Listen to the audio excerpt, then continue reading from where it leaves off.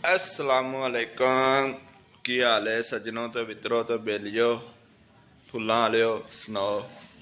अच्छा फुल्लां वालियो तुहाडे नाल गल शेयर करनी सी कि केड़ा तुर्की दे विच और शाम में जलजला आया, बड़ा खौफनाक आया। मतलब वाम नूं वेख के दिल रोंदा। ते अल्लाह माफ़ करे, वक्त साढ़े ते भी आ सकता, ठीक है। तो इसलिए सानू चाहिए कि असी भी अल्लाह की बारगाह च तौबा करिए ते अल्लाह की इबादत करिए ते इबादत करके तौबा करनी चाहिए ताकि रब साढ़े ते वक्त ना लियावे, ठीक है।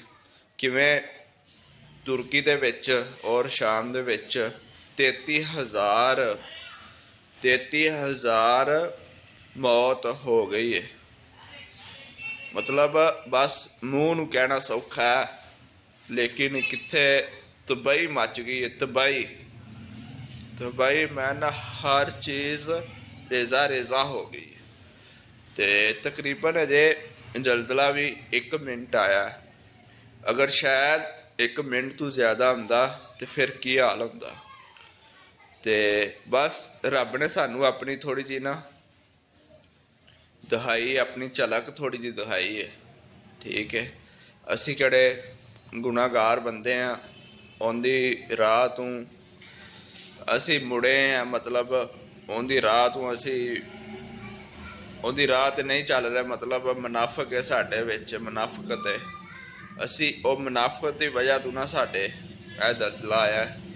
ते अल्लाह सोना सानू गुनहगार बंदे हैं असी, अल्लाह सोना सानू माफ़ करे।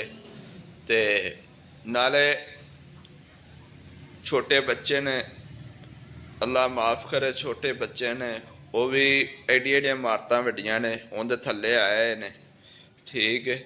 ते उन्होंने पता नहीं 148 घंटे बाद बच्चों नूं कढ़िया उन्हां। वो कहंदे ना रब किनू रखे उन्होंने कौन चखे।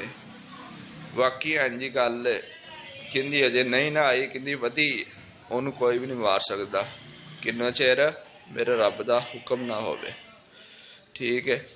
ते इसी तरह एक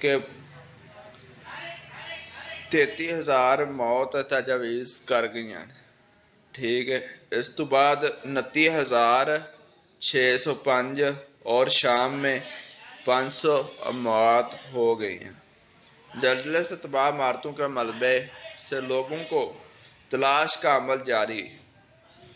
तुर्की में 140 घंटे बाद 7 माह के बच्चे को मलबे से निकाला गया है और 136 घंटे बाद 13 साल की लड़की को मलबे से निकाला गया है।